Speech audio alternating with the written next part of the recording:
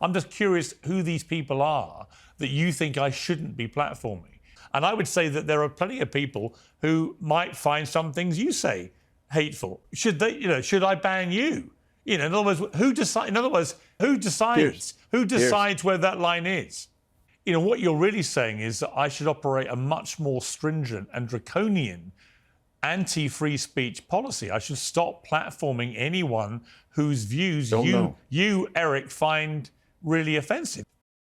Piers Morgan just scorched Eric Weinstein for complaining that he's platformed extremist and revolutionary guests. This from a guy who proclaims to be a free speech advocate. So in this clip, Piers Morgan holds him to account and tells him, please list the people you think that I've hosted that are extremist. And by the way, that's not a very free speech oriented mind frame. So this one is crazy. I've never seen this kind of explosive debate on Piers's show. Let's get right into it. Please like the video and subscribe to the channel. I think people have no idea what Pandora's box they've opened. And Piers, if I could just bring it back to this program, as you know, I very much enjoy doing this program, but principally I insist that it's you and me in one-on-one. And why is that? It's because this program also is normalizing the most insane voices. If you think about it, you're very capable of having a terrific one-on-one discussion, but you're also at the same time playing with people who are completely unhinged in a sort of Jerry Springerization of the discussion of our problems. Some of those people that you have on are revolutionaries. They're not actually normal guests. Who are you talking and that about? Revolutionary empathy. Who are you talking about? I'm not going to get into it. Well, you got to give an example of what you're. You got to give an example, surely. I have no problem giving an example. I'm trying to tell you about what my issue is that they come to my house. They publish my address. What you're talking about is inviting people who have absolutely no regard for life, for family, for even normal politics. And what I'm trying to say is we don't understand who we've opened the door to. If you look at all of those videos asking for Charlie Kirk reactions, do you imagine you're looking at thousands upon thousands of mental illness cases? No, you're looking at an ideology that you can't kill so easily. But this is a particularly cowardly approach by Eric, just so absurd that it's going to be him being the arbiter of who Piers should or should not invite. But by the way, I'm not going to cite an example. And not only am I not going to cite an example, I'm going to side skirt that by taking this on another tangent. I'm not even going to say what those beliefs that those guests have expressed that deems them unfit for Piers's program. And this is just wild from a free speech advocate to be this cowardly, to do that classic appeal to authority, the same thing that the Zionist neocon Douglas Murray did in his debate with Dave Smith. Well, I can't believe who you're inviting on your program, Joe. Wow. Oh, I can't believe it. Rather than actually taking on the arguments that whoever he has problems with are making, just cowardice, total cowardice. And I can't believe that I'm witnessing this unfold, and I'm on the side of Piers Morgan on it. In fact, I ran a poll recently on Twitter. Are there illiberal ideas that cannot be reversed by liberal measures alone? The more you open the door to this insanity of trans athletes and cross-dressers in charge of our spent nuclear material, all this kind of stuff, the more you're going to have an illiberal reaction in the form of Donald Trump, MAGA, and the hardliners in the Republican Party who are going to say that we cannot afford to keep this door open to normalized madness. And so, I would love to have a discussion about it, but quite frankly, these people are scary dangerous. I have not had a podcast for 5 years, in part because of the increased threat coming from recognized revolutionary behavior. Who? He won't say. Of course he won't say. He'll just spout off this monologue without clarifying. And guess what? It isn't a problem what people say. There's no harm in beliefs and expressions of thought that don't harm other people. Now, if he's going to say, hey, I think people are wrong for hurting other people, robbing them, killing them, etc., that's one thing. But expressing a viewpoint he doesn't like, that puts him in the chair of someone that's a would-be totalitarian that wants his views to be uniform upon Pierce as to who he can invite. This is so absurd and ridiculous. I can't believe I'm watching it from him, and there's been things that I've agreed with him and disagreed with him on, but this is his worst take I've ever seen. Well, I'm just talking about random people on social media. I'm not talking about a mainstream voice. I'm talking about random people commenting when we do stuff. There's always a few that pop up who think you're a lunatic, right? As there are with everyone I talk to. I can interview Mother Teresa, and there'd be people calling her a dangerous lunatic. Piers, for God's sake, man, I'm a Harvard PhD with an MIT postdoc. I've been funded by Soros and Thiel. Nobody really thinks that I'm stupid. Nobody thinks that I'm a dangerous lunatic. No. Think about that. His defense against the potential of, hey, he should be banned because some people call him a lunatic, is that he's been funded by George Soros and Peter Thiel. Yes, Soros, the guy that shoveled more than $100 million into the pockets of Democrats in 2022, while they maintained as part of their platform and part of their agenda that we want to police disinformation on the internet.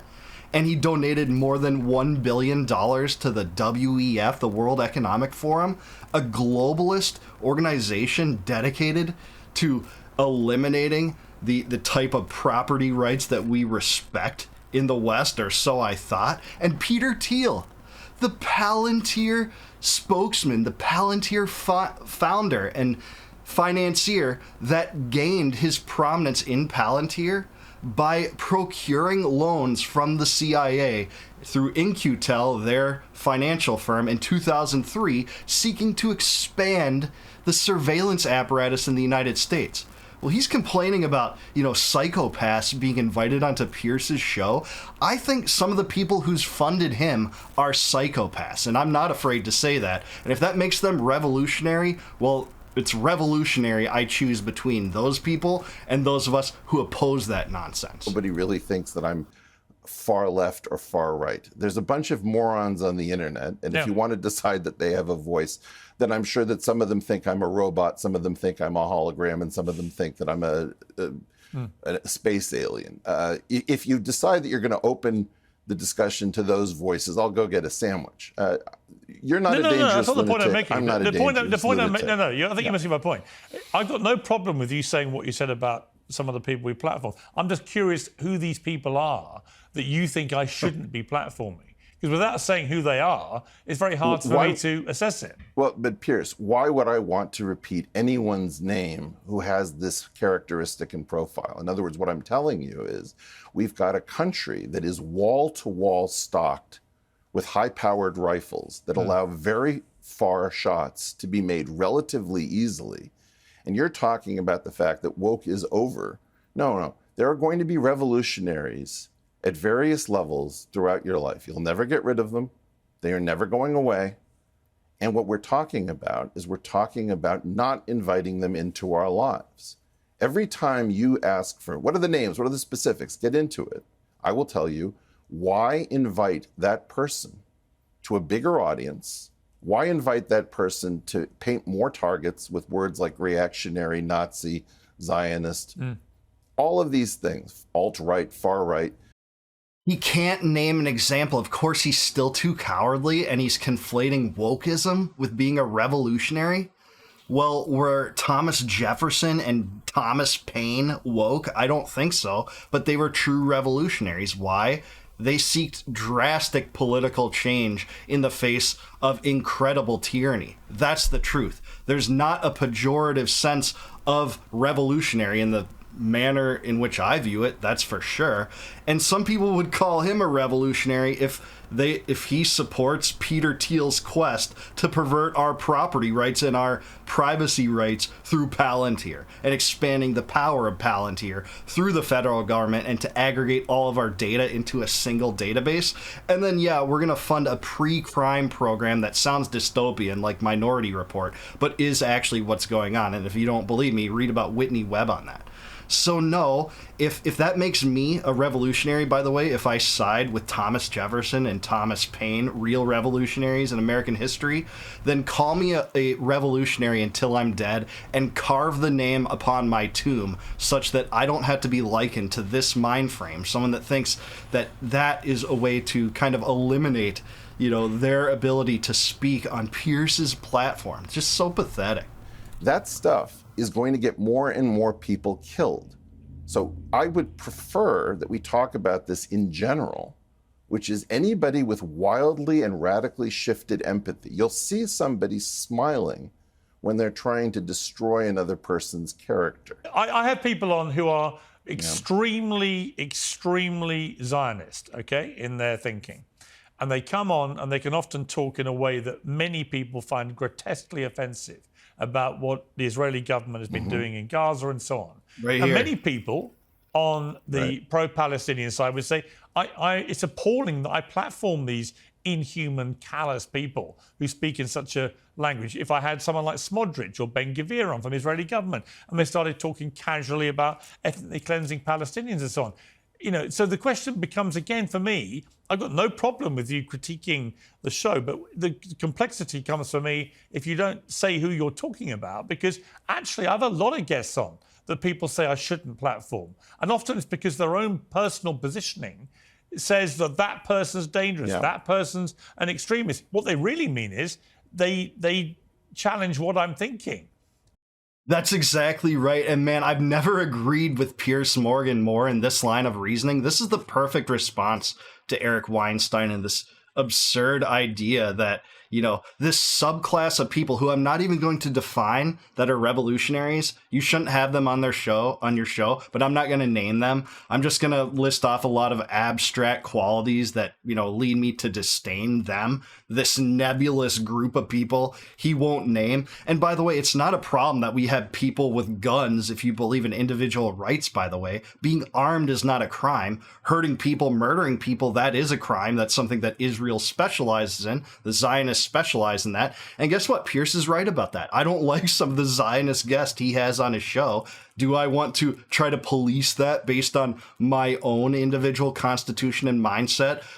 Piers, you can't have these people on because I consider them extremist revolutionaries. No. And I'd even go further and say, if that's your mind frame, you're a would-be totalitarian who, if clothed in power, would be a nefarious evildoer. The individuals who are complaining. And I don't think, the whole point of my show is I tend to bring people on who do disagree with each other and do challenge each other. And I do one-on-ones, but I also, as you know, do occasional panels. And I see no problem with that.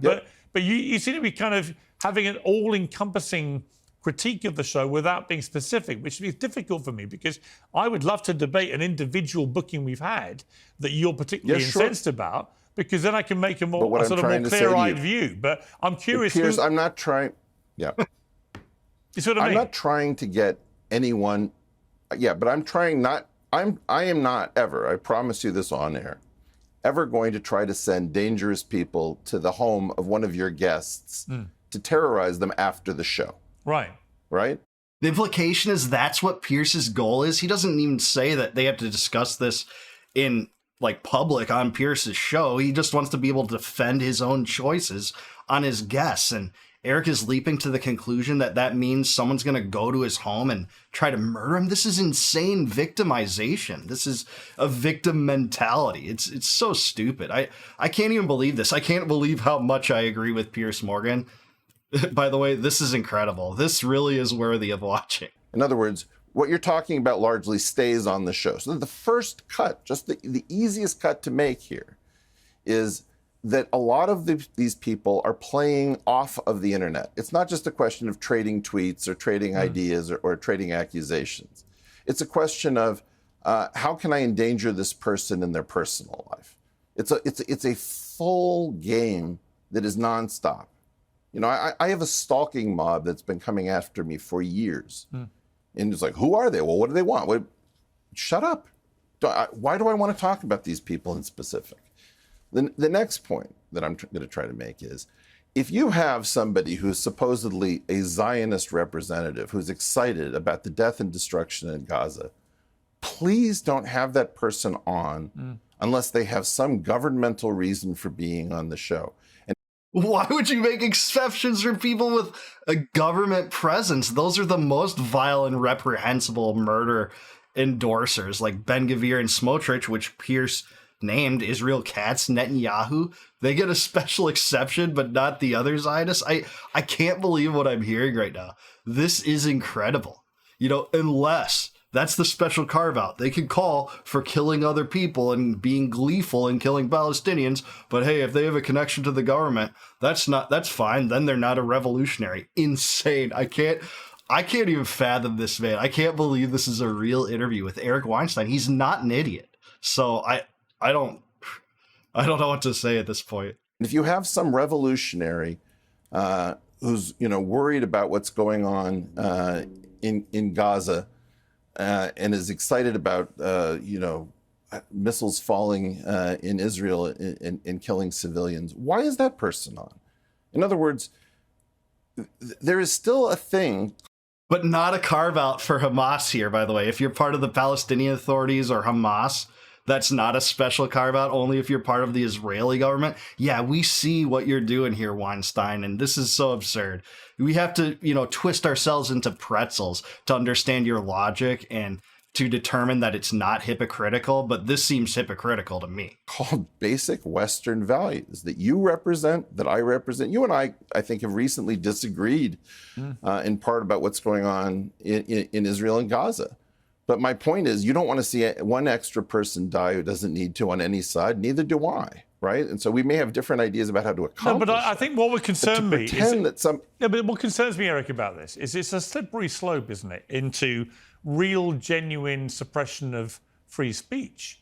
What you're really saying is that I should operate a much more stringent and draconian anti-free speech policy. I should stop platforming anyone whose views you, Eric, find really offensive. Isn't that really what you're saying? And that is the slippery slope, man. I wish I could hug Piers Morgan. I can't believe I'm saying this. I've never agreed with him more. I have so many issues with his political takes, but he's being the best kind of devil's advocate here on this. This is a slippery slope. If Eric Weinstein gets to be the ultimate arbiter of which guests Piers Morgan has on his show or which are or are not revolutionaries in the context of his brain and what he finds acceptable, that is the slippery slope that you're imposing on others your own preferences to eliminate speech that you don't like when you think it's beneficial for that speech to be heard. That's exactly what Weinstein seems to be getting at to me too. Isn't that actually goes against everything you probably think you stand for about free speech? Yeah, I'm a huge free speech addict. Right. And in part, I want to make sure that free speech is always about the exchange of ideas. Yeah, but the whole point of free speech surely is that the whole point of free speech actually is that unless what somebody says is already illegal, in other words, you are inciting an act of violence or whatever it may be, that actually, hateful speech has to be tolerated. But it seems to me like you don't want me to have anyone on here who espouses things that you personally find hateful. And I would say that there are plenty of people who might find some things you say hateful. I don't happen to think so, but there are people.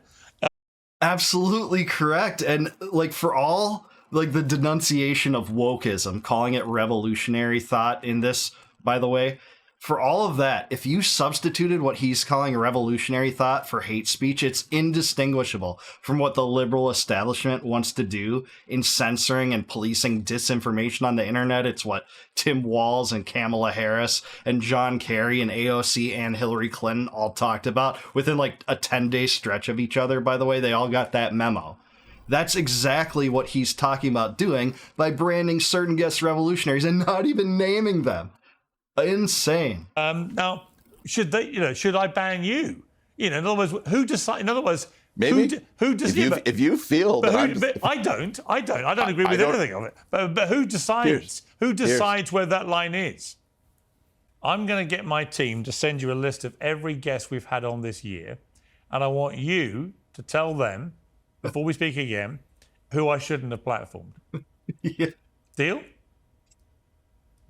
Well, sorry, and then what? You talk about this, or I'm the gatekeeper? Then we have a really I'm not your gate.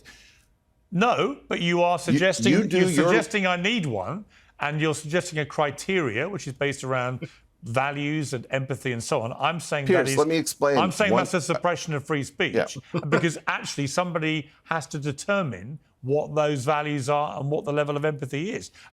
This is so right, man. I am so glad he's doggedly chasing this down, holding Eric to account. And Eric's going to weasel his way out. I haven't even seen the rest of this.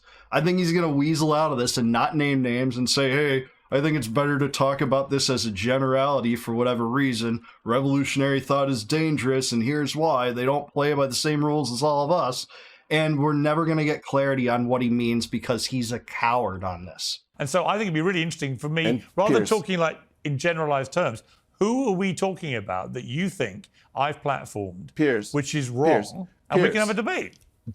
Look, no, what I keep trying to tell you is I don't want these people following us after your show into our lives, calling our friends, our loved ones, publishing our yes, what I'm trying to say is some of the people you've had on are part of that complex, and trying to draw me into a specific conversation with people who are very interested in acting as the shooter did at Charlie Kirk's, as the shooter did at Butler, Pennsylvania.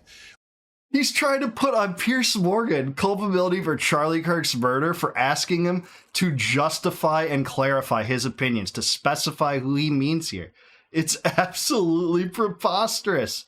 And Piers said nothing about doing this in public. They could do this privately and say, hey, you know, decent exchange between candid men, man on man, talking about this. This is why I don't think this guest that I had was a revolutionary.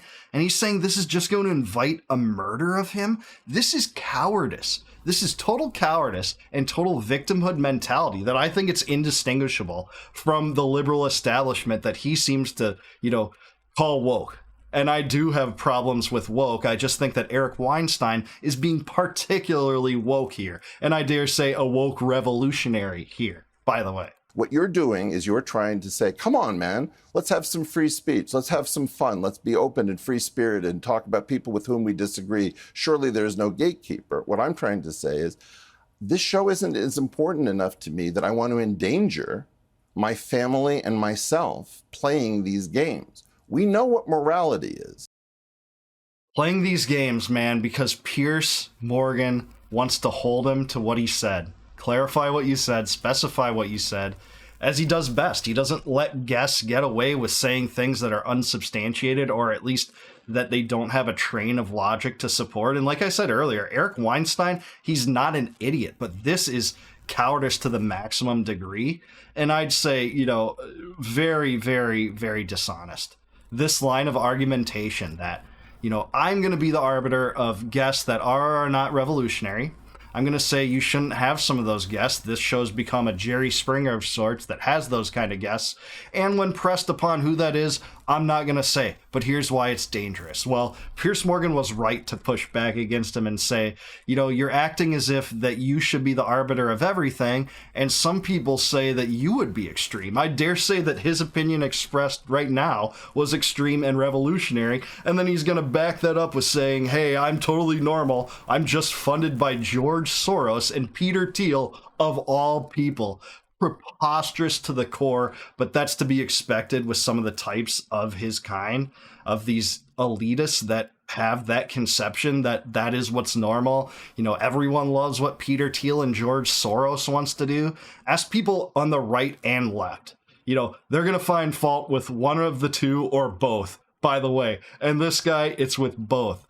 So this was a pathetic conversation. I think Piers Morgan had incredible character and dignity here. And again, I'm not so sure that I would have ever said that. If you would have told me I'm going to say that about Piers Morgan last year, you know, I would say you're crazy. But I'm with Piers on this one 100%.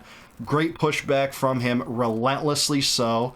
And, you know, I find value in Piers Morgan's program. I really do. He sets up interesting debates on fiery but controversial subjects, and I do glean value from it, whether or not you call it Jerry Springer or not. I think that's actually somewhat fair conception to some extent, but I do think it's entertaining and valuable. But what do you guys think? Was Eric Weinstein in any way right about this? Do you agree with Piers Morgan on this? What is Eric trying to get at? Does he have a point? Let me know in the comments down below. Please like the video, subscribe to the channel, subscribe to Piers too. Excellent program, excellent pushback on this one, Pierce. And please consider joining as a YouTube member. If you like this commentary, you like my videos, click the join button below. You can help support the channel, which I'll tip my hat to you in appreciation if you do that. And in return for that, I'll give you the gift of getting access to all of my members only videos before they go live to the general public. Those are the videos right now that are members only. Only members can see them. You get that if you join as a member. And until I see you guys next time, no more war, no more debt, no more inflation, and no more empire. Peace out, guys. Catch you in the next one.